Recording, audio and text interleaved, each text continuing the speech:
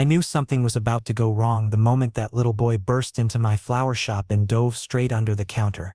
I was counting inventory when suddenly someone grabbed the hem of my jeans. Looking down, I found a small kid with tousled brown hair and rosy cheeks, maybe 7 or 8 years old, crouched beside me with panic written all over his face. "Please, mister," he whispered, his tiny fingers still clutching my jeans. "Just for a little while. My dad is looking for me and I'm upset with him." My heart softened immediately, because this child looked so innocent and sweet. But then a thought struck me. What if this was some kind of kidnapping situation? Before I could say anything, I noticed a shadow fall across the doorway. A man entered. Tall. Expensive 3-piece suit. Salt and pepper hair styled to perfection. And that face, God, that face, made me freeze for a solid second. He didn't just walk in, he entered as if the entire world needed to acknowledge his presence. His gaze landed directly on me, and I swear he didn't blink once when he saw me. My hands were still holding lavender stems, but suddenly they felt incredibly heavy. "Excuse me," he said, and his voice was deep, smooth, controlled. "Have you seen a small boy, about this tall, brown hair, probably running?" I cleared my throat. Below me, the child was still staring up with pleading eyes. I looked up and replied, No sir, nobody has come in here." He studied me for 2 solid seconds, and I swear his gaze scanned me like he was trying to remember something. His eyes fixed so intensely on my face that I felt like he was seeing straight through me. "You're certain?" he asked again. But now there was something else in his voice. Not doubt, but curiosity. I nodded firmly. "Yes, sir. I'm alone here." He stood there for a moment longer, as if deciding whether to believe me or not. Then he pulled out a business card and placed it on the counter. "If you do see him, call me right away. He's my son." I picked up the card. Leon Julius, CEO, Julius Enterprises. Then he left. But I still felt like his presence lingered in the room. When the door closed, I looked down. The boy was still there, breathing a sigh of relief. "Thank you, mister," he said while crawling out. "Dad is really strict. I just wanted to play outside." I looked at him. He was so innocent that I couldn't bring myself to scold him. "What's your name?" "Chris," he said with a smile. "And you?" "Ryan," I answered. "And Chris, you should head home. Your dad will be worried." Chris pouted. "But you're so nice. Dad never looks at me the way you do." Hearing that made something twist in my chest. I placed my hand on his head and said, "He loves you, Chris. He just has a different way of showing it." Chris nodded and started toward the door, but he paused at the threshold and said, "I'll come back again, Ryan." That evening, as I was closing up the shop, the man Leon Julius returned. But this time, Chris was with him, his small hand wrapped in his father's. And this time, Leon's eyes held a look I couldn't quite decipher. Gratitude, suspicion, and something else that sent a chill down my spine. He stepped inside slowly, and Chris immediately beamed when he saw me. "Ryan," the boy exclaimed. But Leon's hand tightened slightly around his. I stood frozen behind the counter, my keys dangling from my fingers. Leon's gaze never left my face, and the silence stretched between us like a taut wire about to snap. Finally he spoke. "My son tells me you were very kind to him today." His tone was measured, careful, like he was testing me. I didn't want him to feel scared," I said, my voice coming out quieter than I intended. Leon tilted his head slightly, and for a moment I saw something flicker in his eyes. Recognition, maybe? Or was it just my imagination? "Scared," he repeated slowly, as if tasting the word. "Chris doesn't get scared easily. He gets defiant." Chris tugged on his father's sleeve. "Dad, Ryan showed me all the flowers. Did you know there are flowers that smell like chocolate?" The innocence in his voice broke some of the tension, and I saw Leon's expression soften just a fraction. But when his eyes returned to me, that intensity was back, stronger than before. "I appreciate you looking after him," Leon said, his voice dropping lower. "But I need to understand why my son felt the need to hide from me in the first place." The accusation hung in the air between us. I straightened my shoulders, meeting his gaze as steadily as I could. "With respect, sir, maybe you should ask him that instead of me." I saw surprise flash across Leon's face. Clearly, people didn't talk to him like that often. For a moment I thought he might get angry, but instead, something almost like respect appeared in his eyes. He crouched down to Chris's level, though his attention remained partially on me. "Chris, why did you run away?" he asked his son, his voice gentler now. Chris shuffled his feet, staring at the floor. "Because you never have time for me. You're always working, and when you are home, you just tell me to do my homework or practice piano. I wanted to do something fun for once." The words clearly hit Leon hard. I could see it in the way his jaw tightened, the way his hand curled into a fist before relaxing again. He stood up slowly, and when he looked at me again, there was something raw and vulnerable in his expression that hadn't been there before. "Thank you," he said quietly, "for being there when I wasn't." The admission seemed to cost him something, and I found myself nodding without knowing what else to say. Leon placed his hand on Chris's shoulder and guided him toward the door. But just before they left, he turned back one more time. "What kind of flowers are those?" he asked, gesturing to the lavender. I was still holding lavender, I answered. "They represent devotion and serenity." Something passed over his face, a shadow of memory perhaps. "Devotion," he murmured, almost to himself. Then, louder, "Do they have any other meaning?" I hesitated, feeling like this answer mattered more than it should. "Some people say they represent a love that's complicated, not simple but deep." Leon's eyes locked with mine, and for a heartbeat the entire world seemed to narrow down to just the two of us. "Complicated," he repeated softly. Then he gave a slight nod as if I'd confirmed something he'd been wondering about. "Good night, Rion."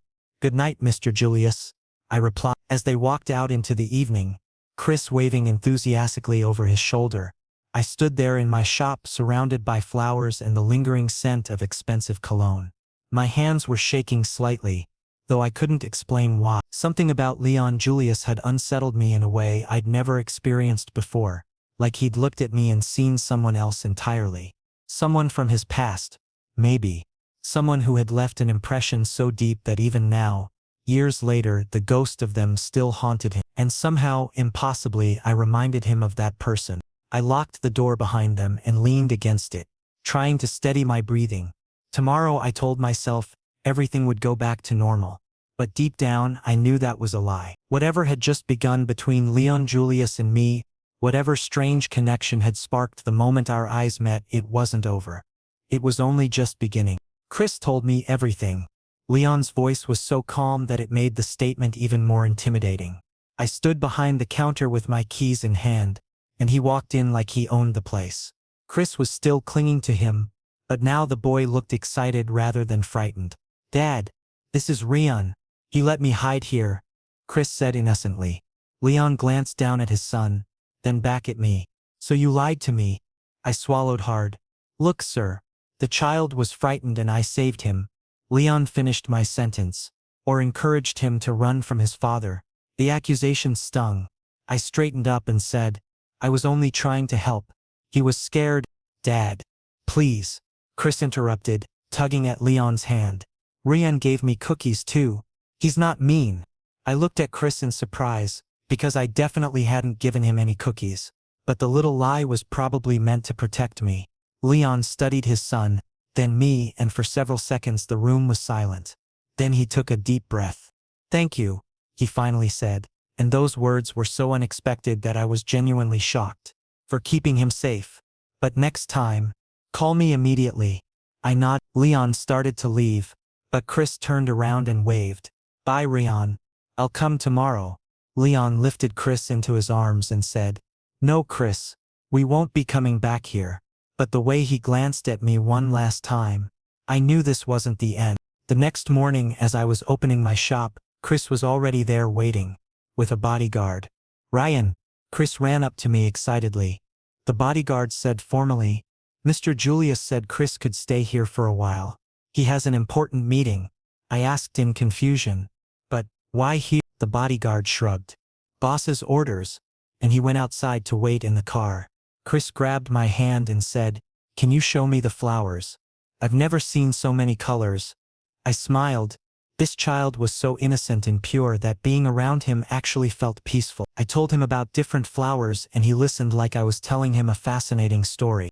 Around noon, Lun came to pick him up himself. When he walked in, Chris was sitting in my lap drawing pictures of flowers. Lun saw this scene and for a second his expression softened. "Dad." Chris jumped up happily and showed him his drawing. "Look what I made for Ryan." Lun took the drawing, then looked at me.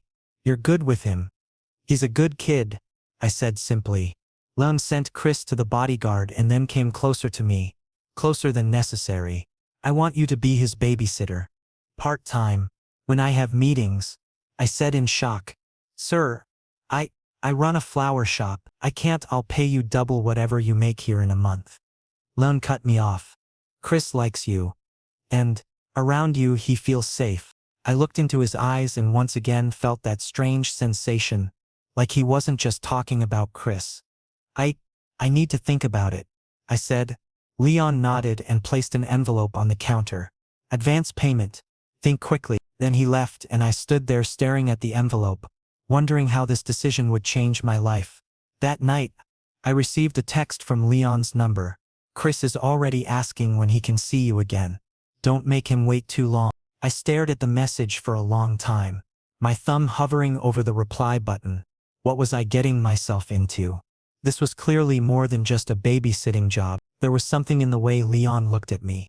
Something in the weight of his silences that told me accepting this offer would mean stepping into complications I couldn't yet understand. But then I thought about Chris, his bright smile, his eagerness to learn about flowers, the loneliness I'd heard in his voice when he talked about his father always working.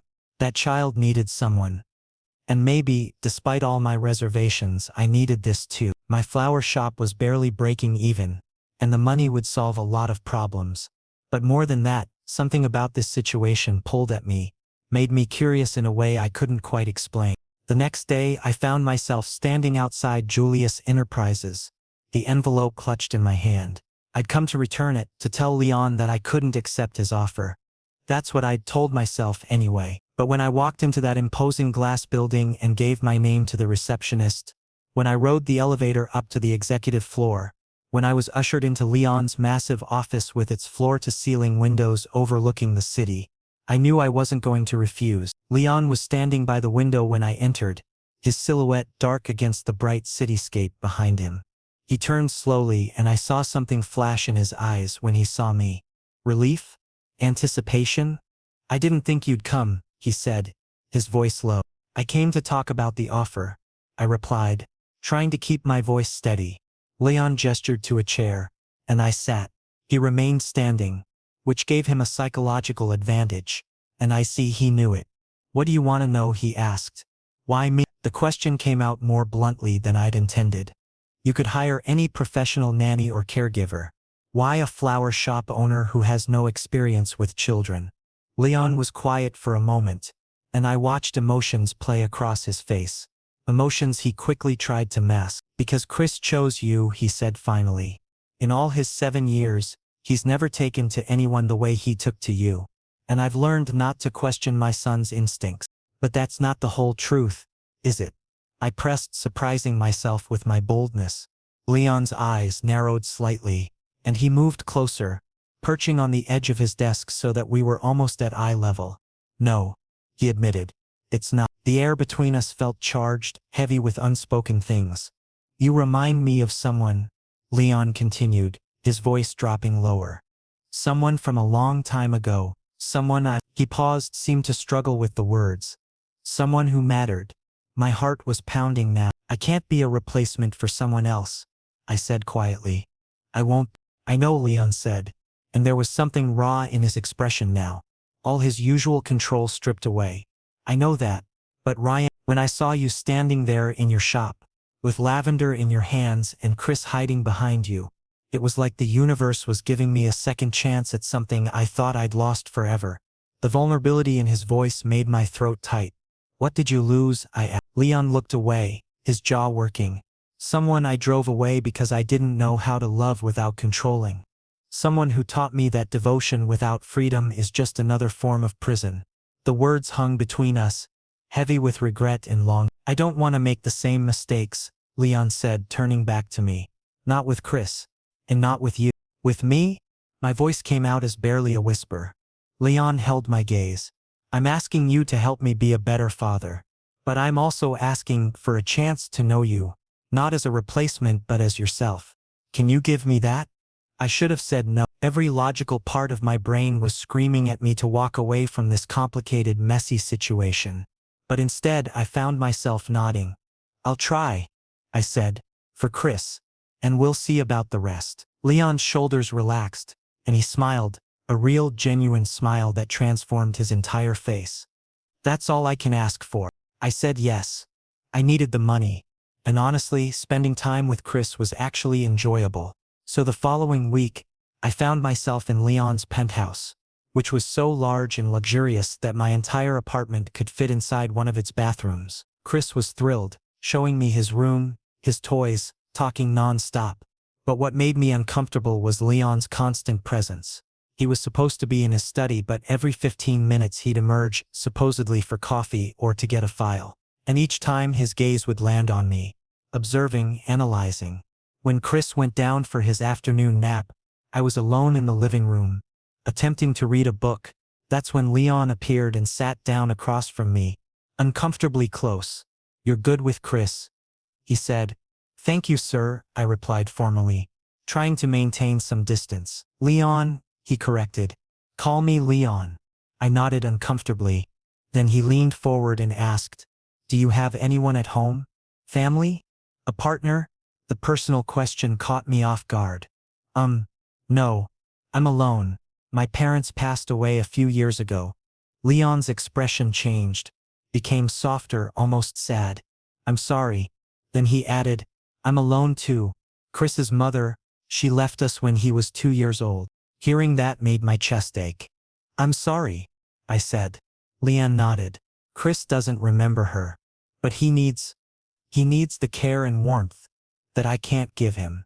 I'm good at business, at making money. But feelings," he paused. "Feelings are difficult for me." I looked at him and realized, for the first time, that beneath that cold exterior, Leon was human too, vulnerable, broken. "You try," I said softly.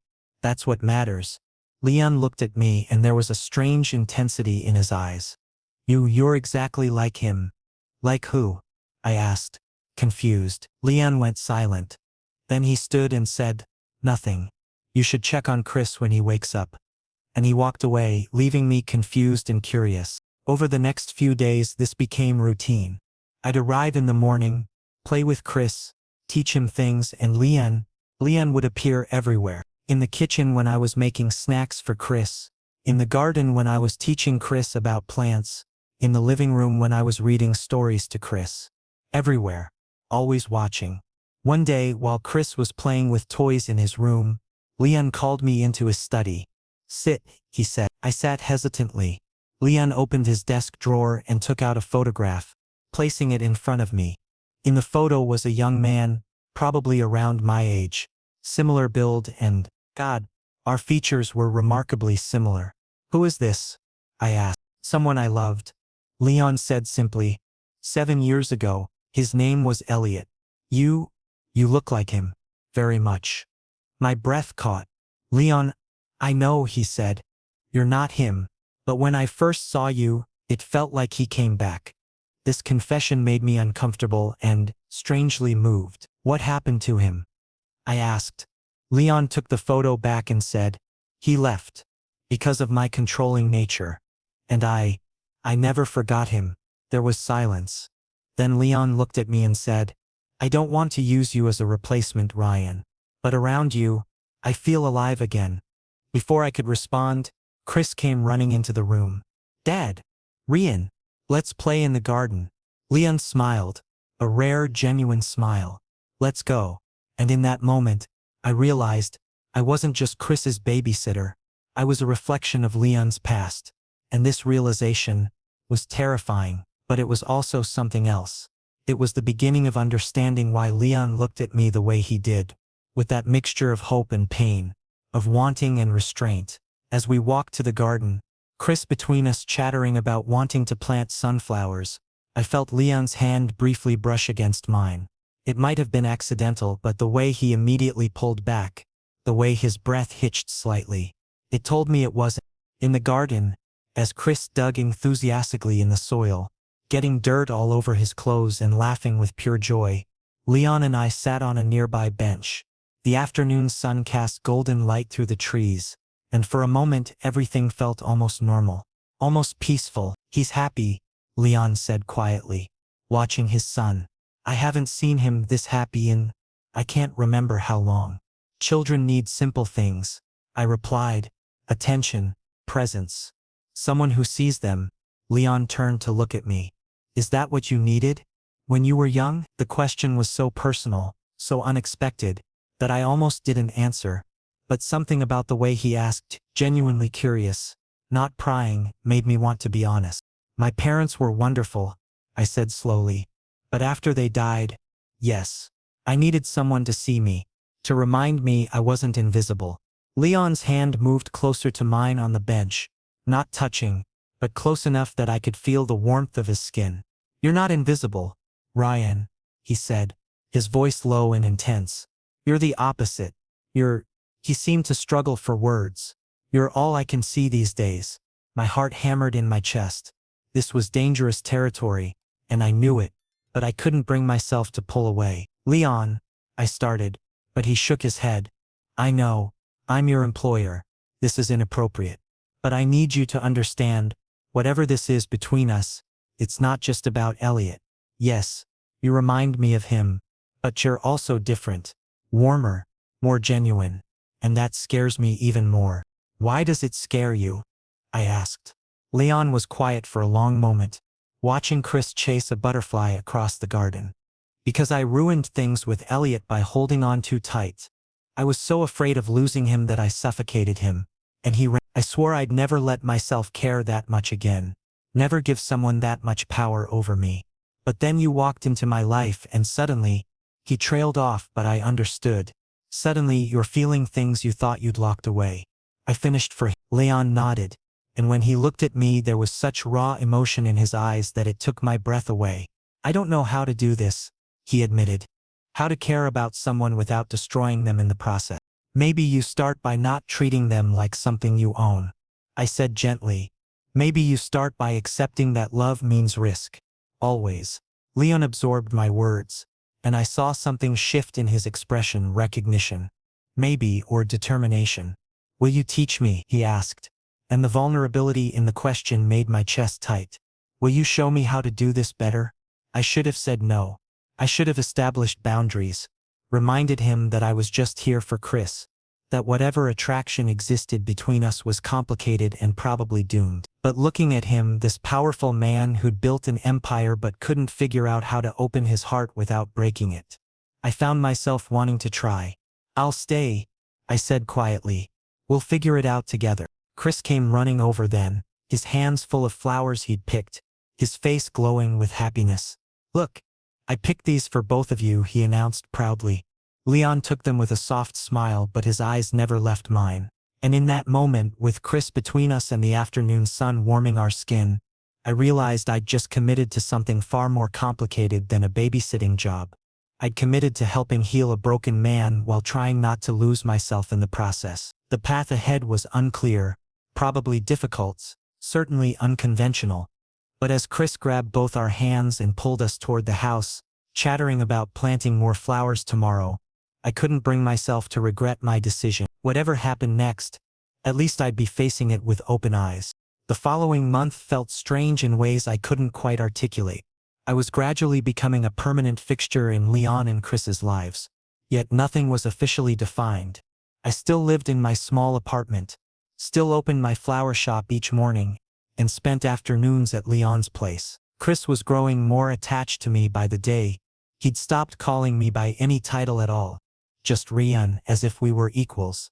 But Leon, the situation with Leon was growing increasingly complex. He looked at me like I was some puzzle he was desperately trying to solve. One evening as I was preparing to leave, Leon stopped me. "Stay for dinner," he said. This was the first time he'd officially invited me. Usually I ate with Chris and then departed. Dinner was surprisingly normal. Chris rattled off stories from school, Leon smiled occasionally, and I I felt for the first time like this was an authentic family moment. After Chris went to bed, Leon invited me onto the balcony. The night air was cool and city lights sparkled below us. "Rian," he began, then paused as if searching for words. "I've never admitted this to anyone before, but I'm lonely. Chris is here, but he's a child. He doesn't understand how lost I feel sometimes." I looked at him. There was vulnerability in his eyes I'd never witnessed before. "You're not alone," I said softly. "You have Chris. You have me." "You," Leon repeated, stepping closer.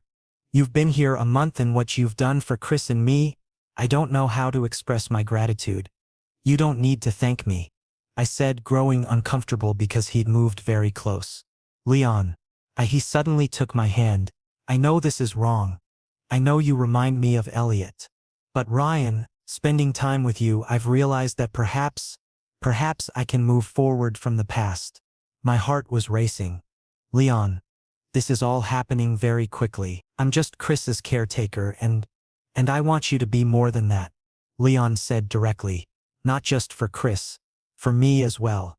This confession froze me in place. I withdrew my hand and took 2 steps back. I need time to think." Leon nodded, though his expression held both hurt and understanding. "Take whatever time you need. But Ryan, please, don't run." Elliot ran away, and I never forgave him for that. "But you're different." I couldn't find words. I simply left, lost in my thoughts. The next few days were awkward. I acted normal around Chris, but around Leon, I had no idea how to behave. He maintained distance as well, as if giving me space. Then Chris fell ill. High fever. We had to call a doctor, and I panicked as if he were my own brother. I stayed in Chris's room all night, placing cold compresses on his forehead, telling him stories when he grew restless. Leon was there too, but he remained mostly silent, just observing. In the morning, when Chris's fever finally broke and he fell asleep, Leon made me coffee in the kitchen. "Thank you," he said quietly. "You took better care of him than I did." "That's not true," I replied. "You stayed awake all night too." Leon looked at me, and this time there was something else in his eyes. Respect. "Rian, I need to tell you something. When I was with Elliot, I was possessive, controlling. I treated him like property. But with you, I don't want to repeat those mistakes. If you want to stay here as Chris's caretaker, as my friend, I'll accept that. I won't pressure you." This was unexpected. I appreciated his honesty. "Leon, I'm confused too. I've fallen in love with Chris. And you're not just my employer anymore. But this is all so complicated." Leon nodded. "I understand. Let's take things slowly. No pressure. Just stay, please." I finally nodded. "I'll stay." And in that moment, we made a silent agreement. No expectations, no rushing, just presence. As weeks passed, I noticed Leon making genuine efforts to spend quality time with Chris. He started leaving work earlier, joining us for activities he'd previously been too busy for. We went to parks, museums, even a children's theater production that had Chris bouncing with excitement for days afterward. One Saturday afternoon, while Chris was at a birthday party, Leon and I found ourselves alone in the penthouse for the first time in weeks. The silence felt heavy, weighted with everything unspoken between us. "Coffee," Leon offered, and I nodded. We sat in his study, the room where he'd first shown me Elliot's photograph. "I've been thinking," Leon said, cradling his cup, "about what you said, about not treating people like possessions." He paused, seeming to gather courage. "My father was the same way. Controlling, demanding perfection. I swore I'd never become him. Yet with Elliot I replicated every toxic pattern I'd grown up with." "You recognize it now," I said. "That's what matters." Leon shook his head. "Recognition isn't enough. I need to actively change. And you challenge me in ways nobody else does. You call me out when I'm being unreasonable with Chris. You don't let me hide behind my wealth or position. That's terrifying and liberating at the same time." I set down my cup, meeting his gaze steadily. "I'm not here to fix you, Leon. You need to do that work yourself. But I can be here while you do it. if that's what you want. Leon's hand reached across the table, hovering near mine but not touching. Is that what you want? He asked, his voice barely above a whisper. The question hung between us, demanding honesty I wasn't sure I was ready to give. But looking at him, this powerful man, who'd built an empire yet struggled with the simple act of connection, I realized I'd already made my choice weeks ago. Yes, I said simply. I want to stay. Relief washed over Leon's features so visibly that it made my chest ache. Then we'll figure this out, he said. Together, whatever this becomes. We sat there as afternoon light shifted through the windows, and I felt something settle inside me, not quite peace but acceptance. This unconventional situation, this complicated man, this sweet child, who'd somehow claimed a piece of my heart, they were becoming my reality. And for the first time since my parents died, I wasn't facing life alone. The following month was surprisingly peaceful. Leon kept his promise. No pressure, no uncomfortable moments. We fell into a routine that felt almost natural. Me with Chris during the day, dinner with Leon in the evening, and him driving me home at night. Simple, comfortable. Then one day, while I was at my shop, a man entered who looked as polished and powerful as Leon. You're Ryan? He asked. Yes, I said cautiously. I'm Marcus, Leon's business partner, and I'm here to give you a warning. My stomach dropped. Marcus glanced around as if confirming we were alone, then leaned closer. Leon is using you as a replacement for Elliot. This won't end well for you. Why are you telling me this? I asked defensively. Because I've known Leon for many years, Marcus said. He destroyed Elliot, emotionally, mentally, and now you're walking the exact same path. His words disturbed me, but I said firmly, Leon has changed. I can see it. Marcus smiled sadly. That's what Elliot thought too. Good luck, Rayon. You'll need it. And he left, leaving me shaken and doubtful. That night when I went to Leon's house, I was quiet. Chris noticed. Rayon, are you okay? He asked with concern. Yes, just a bit tired. I lied. But Leon noticed. After Chris went to sleep, he confronted me. What happened? You've been different for hours. I hesitated, then decided honesty was best. Marcus came to my shop. He said you're using me as Elliot's replacement. Leon's expression tightened. And you believed him? No, I said quickly. But Leon, the doubt entered my mind. I need to know, am I truly just Elliot's replacement? Leon took a deep breath, then came closer. Initially, yes. When I first saw you, I saw him. But now when I look at you, I see only you. Ryan, not Elliot. You're your own person, and I'm becoming attached to who you are, not who you remind me of. This confession felt genuine. I looked into his eyes and saw truth. Why is Marcus doing this? I asked. Leon smiled bitterly. Because he was in love with Elliot. When Elliot was with me, Marcus was jealous. And now he doesn't want me to move on. He wants me to feel guilty forever. This revelation was shocking. So this is Marcus's jealousy? Exactly, Leon said. And Ryan, if you don't trust me, I understand. But please, don't listen to Marcus. I nodded. I trust you, Leon. It's just, this is all overwhelming. Leon took my hand. I know, and I won't force you. When you're ready, we'll talk. The next day, I met Marcus. Intentionally. Your attempt failed, I said directly. Marcus looked shocked. Ryan. Leon told me everything. I interrupted. Your feelings for Elliot, your jealousy. And honestly, I sympathize with you. But you need to move forward. Marcus's face reddened. You don't understand. Leon is dangerous. No, I said firmly.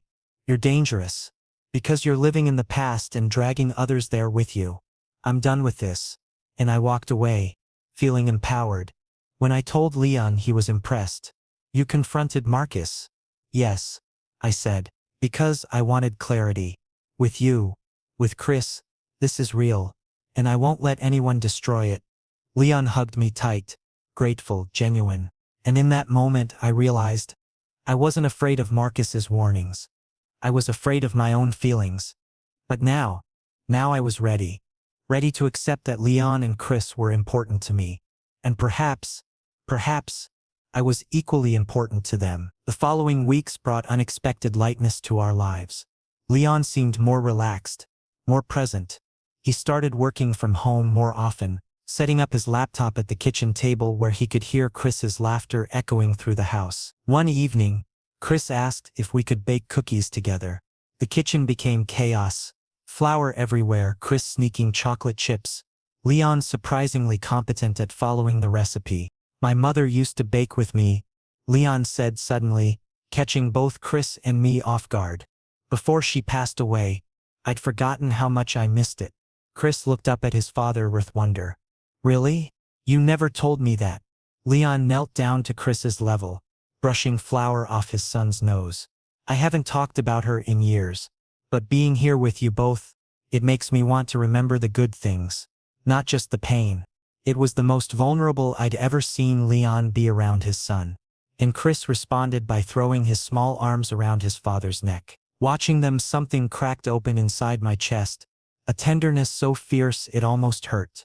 Later, after Chris had gone to bed sugar high and happy, Leon and I cleaned the kitchen together. Thank you, he said, not looking at me as he wiped down the counter. For what? Leon stopped, turning to face me. For giving me permission to be human. I've spent so long trying to be perfect, trying to control everything, that I forgot how to just exist. Be present. Feel things without fear. I moved closer to him. You don't need my permission for that.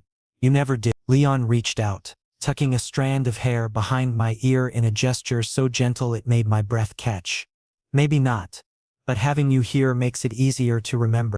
The moment stretched between us, charged with possibility. Then Leon stepped back, giving me space. I should let you get home. It's late. But as I gathered my things, I found myself not wanting to leave. Not wanting to return to my empty apartment when this house, these people had started to feel like where I belonged. Leon, I said at the door. Yes? I turned back to look at him. I'm happy here, with you both. I just wanted you to know that. The smile that spread across his face was worth every moment of uncertainty, every doubt, every fear. We're happy you're here too, Ryan. Happier than I thought we could be. The next month felt magical. Chris and I went to the beach, to an amusement park, and Leon joined us whenever his schedule allowed. He was gradually becoming less of a distant father figure and more of a person to me. Vulnerable, caring, and surprisingly funny when he relaxed. One night, Chris wanted to arrange a family dinner. He set the table himself, I cooked, and Leon prepared dessert with Chris's enthusiastic help. It was a simple moment, but incredibly meaningful. After Chris fell asleep, Leon and I went to the terrace to look at the stars. Leon said quietly, I want to ask you something. Yes? Are you happy here? With Chris and me? I smiled. Yes. Very much. Leon breathed a sigh of relief. Me too. Before you came, this house was just a structure. Now it feels like a home. Those words touched my heart deeply. Leon, I'm grateful too. You gave me a family. Something I'd lost. Leon took my hand. Leon, I know our situation is unconventional, but I love you. Not as Chris's caretaker. Not as Elliot's replacement. But as you, Leon, exactly as you are. Tears filled my eyes. I love you too, Leon. He kissed me soft, gentle, full of promise. And in that moment, under the stars, I felt like I'd finally arrived where I was meant to be. But life isn't that simple. A few days later, while I was at my shop, Elliot returned. Yes, that Elliot, Leon's past. He suddenly appeared when I was alone. You're Ryan? He asked. I nodded, confused. Elliot was attractive, young, but his eyes held sadness. I heard about you. You're with Leon? Yes, I said cautiously. Elliot smiled bitterly. Good. I mean, genuinely good. I wanted Leon to move forward. I hurt him badly when I left. Why? Why did you leave him? I asked. Elliot sighed and came closer to the counter. Because I was frightened. Leon was very intense, very possessive. And I felt suffocated. But looking back now, I realized he was just loving me in his own way. And I was immature. This conversation was eye-opening. Why did you come back now? I asked. For closure, Elliot said honestly. And to tell Leon he deserves happiness. And if you can give him that, then please don't leave him. The request was genuine. I nodded. I won't leave, Elliot smiled. Relieved. Thank you. And Ryan, take care of him. And Chris. They both deserve it. Then he left. And I stood there realizing that this chapter was finally closing. Leon's past was finally resting. When I told Leon, he was shocked. Elliot came here? Yes, I said. And he gave you closure. He said you should move forward. Leon was silent. Then he hugged me. Thank you. Since you came, everything has become right. Chris is happy. I'm happy. And now even the past is finally at rest. I returned the hug, feeling grateful and peaceful. The following week, Leon planned a surprise. The three of us rented a small cottage in the countryside. No work, no distractions. Just us three. Chris was super excited, exploring nature, chasing butterflies. One evening when Chris fell asleep watching fireflies, Leon and I sat on the porch, looking at stars. Leon said quietly, I want you to officially live with us. In my home. Not as Chris's caretaker, but as family. My breath caught. Leon, I know it's sudden, he said. But Leon, without you, the house feels incomplete. Chris wants you. I want you, please. Stay with us. Permanently. I looked at him. His eyes held hope, vulnerability, love. And I realized this was the moment I'd been waiting for. Yes, I whispered. I'll stay. Leon kissed me, passionate, grateful, loving. When we pulled apart, he touched his forehead to mine and said, Thank you. You reminded me how to be alive. And you gave me a family, I said. Now we three are together. Always. The next month I officially moved into Leon's house. Chris was ecstatic, decorating a room for me, showing me everything. Leon was more relaxed too. No more awkwardness, no more hesitation.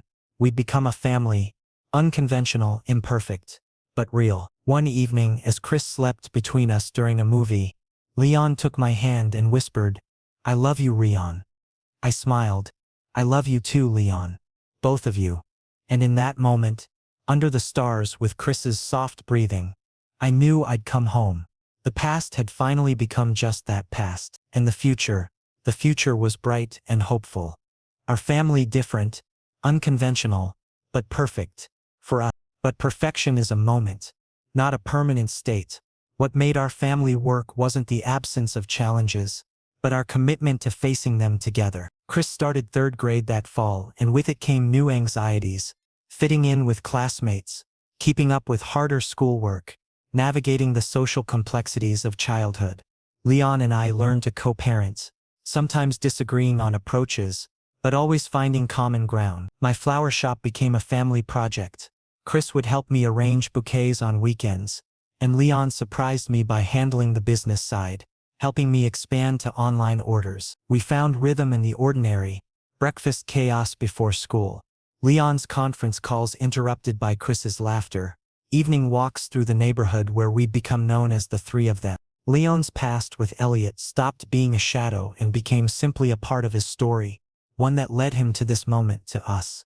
Marcus eventually apologized, admitting his warnings came from his own unresolved grief. We even had him over for dinner once, where he and Leon found a tentative peace. What I learned during those months was that family isn't about perfection or conventional structures. It's about showing up day after day, choosing each other even when it's hard. It's about a CEO learning to braid his son's hair, about a flower shop owner becoming a father figure, about a child teaching two grown men how to love without fear. We were building something new, something that didn't fit any traditional mold, but belonged entirely to us. And that, I realized as I watched Leon and Chris asleep on the couch one Sunday afternoon, was more than enough. It was everything.